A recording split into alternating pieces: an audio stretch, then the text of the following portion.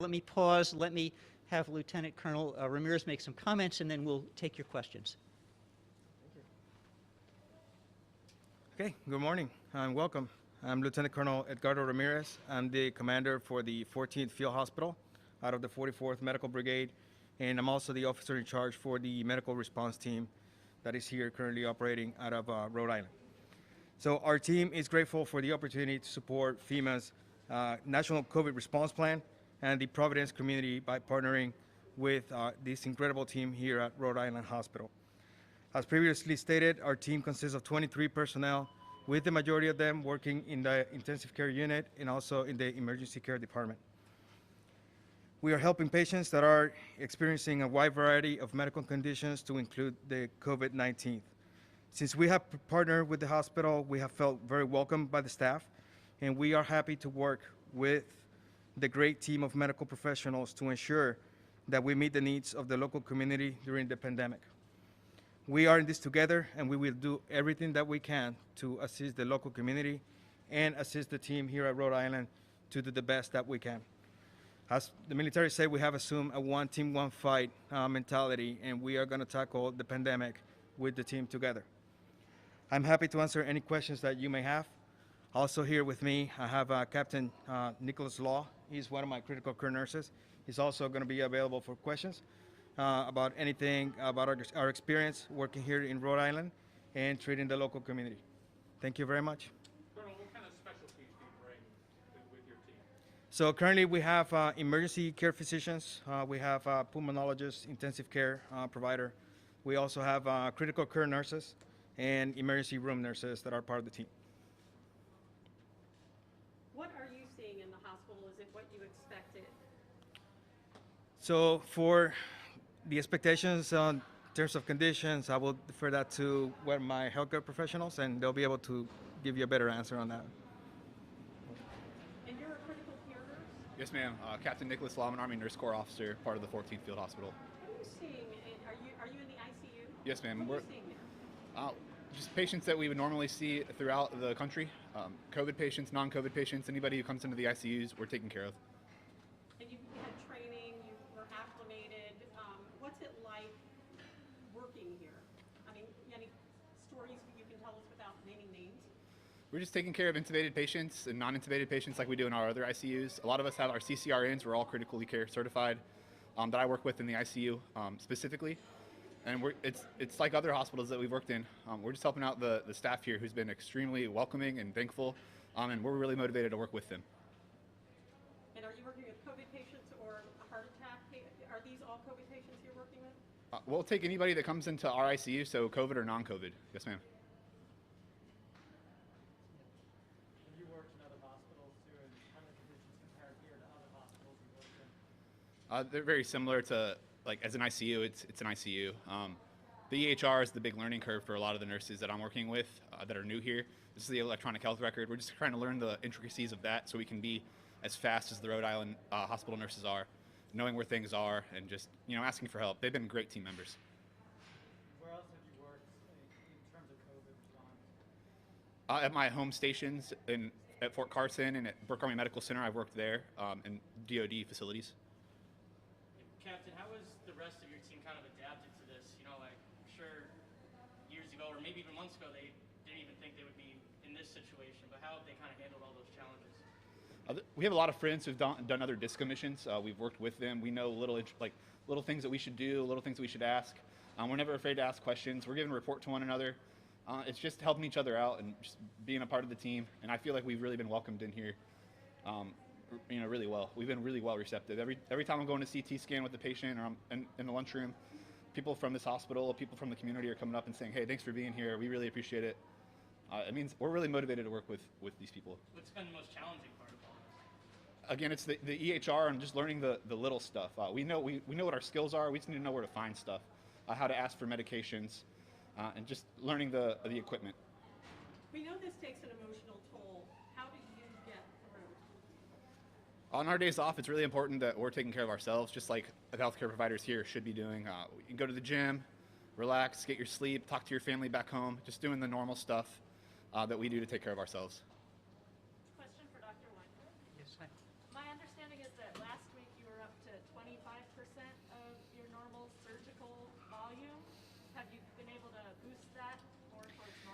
Yes, so we have been running 20 to 25%. We have been down to about 7 ORs over the past week or so. We've been able to go up to 11 rooms. So we're out of 29, 30. So we've seen a modest increase. The biggest challenge we have now is that we have stood up in the OR area a stand-up intensive care unit, and so we're staffing that unit with the staff who would normally do the post-anesthesia care. So that's limited our ability to expand additional ORs. Thank you for the question. And I was also just wondering, is the Army staff distributed among Rhode Island hospital staff, or are they running a separate ICU? Thank you for that question. Also, we initially had planned for the military staff to work together in one unit, but the advice we received is that it tends to work much better in organizations to have them integrated into the units so that they work side by side with our staff, in part to be able to help them navigate the electronic record, find supplies, and so forth, and we found that that's worked very, very well. Most of the staff are on our RICU, which is our respiratory ICU, which is where many of our COVID patients are, other patients with advanced respiratory illnesses, and that's been a good fit. Thank you. Can you tell us how this is making a difference in the ED? Because we've heard hours-long waits, people, needing maybe not such acute care. How are the medical military people helping with that flow? Yeah, Cindy, do you want to comment about that? Thank you. Cindy Danner. Okay. All right. So that is, we created a vertical model, and what that means is through public triage, when patients walk in, that we're able to see patients quicker for a contingent of patients. And so the medical team is part of that team, and that we created for more efficiency. And so it should save some time for particular types of patients in the acuity. Of course, anyone that comes in with severe medical problems is taken back immediately, but they're helping to triage those patients so that we can get them to the appropriate place. And vertical means they're sitting in a chair, and so we're seeing them, we're treating them, and then sending them home. In the area where they wait, or It's a separate area where we in the triage in the triage area. Yes. How welcome are these extra hands? Oh, very welcome. You see the smiles on the nurses' faces. We were just up on the respiratory intensive care unit, and to hear the Rhode Island staff as well as the medical staff talk about that integration and how helpful everyone's been on both sides is refreshing. I think it's just given them a lift, the Rhode Island hospital staff, and I think there was a relief to know the competency of this team and how they are expert critical care nurses, so we're grateful for them, and as well as the ED nurses. Dr. Weingart, what will it take to get back to what you would consider comfortable staffing levels? Yes. So, Dean, do you want to comment to that? Or you want me to take that? Okay. This is. We could get you in, Dr. Roy. Dean Roy, Chief Medical Officer. So to get back to comfortable staffing, we really need to work on our pipeline. We've had chronic staffing issues before the acute change with the current surge, and we're seeing, obviously, as Dr. Weingart said, sick personnel on top of our chronic staffing shortages. This is a national problem. It's not just a Rhode Island problem, and it's going to take national solutions to address it across the country. We really need to fix the pipeline. We need to get an influx of nursing. We need to get an influx of other healthcare professionals. But it's going to be a long, long time before I think we're back to normal levels. Are you talking 10% below, 20% below? Have you been able to? We're probably we've run somewhere between 25 to 35% staff shortages. Things are improving slightly, and we're hoping that they continue to do that, but it's going to take a pipeline fix, I think, to get to the bottom. And a question for the hospital. Articles have been coming out across the nation saying that Americans are getting desensitized to how badly the situation is in hospitals. Just anything you would say to that, knowing that, as you said, the fourth surge and this isn't over? Sure. I had a question earlier today about what are my greatest fears, and my greatest fear is that we don't get to the end of the pandemic with this latest surge, and that we see another variant that eludes the vaccines and we're sort of back to square one. So I think that we really need to double down on the efforts to get our population fully vaccinated.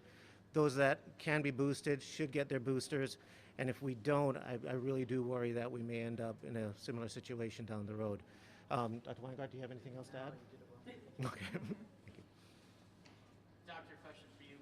Since Omicron was first detected in Rhode Island till now, do you think is this where you expected us to be? Do you expect all this to happen, and are we headed in the right direction? We're definitely heading in the right direction.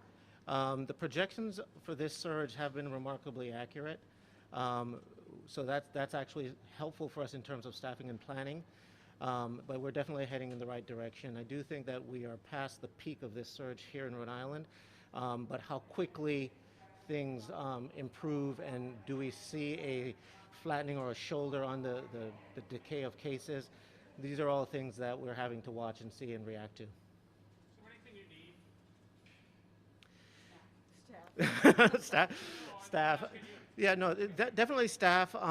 There are some supply shortages that are national supply shortages. We have issues with needles that we use to draw blood. That's one of the more recent ones that we're dealing with. But every day it seems like there is a different issue that comes up that we have to respond to. Fortunately, we have professionals at every level of the organization that work with us to try and resource other alternatives. But it's a staff. In addition to the staffing, I would say the supply chain is another issue that I know is both national but also local issues. If they sent another 23 in the military corps, We'll take them. Does that mean you plan on asking for an extension of the 30 days they're supposed to be here? Yes, we're going to see, based on where things are right now, we think that there will still be an ongoing need, and we'll be looking at that process as well.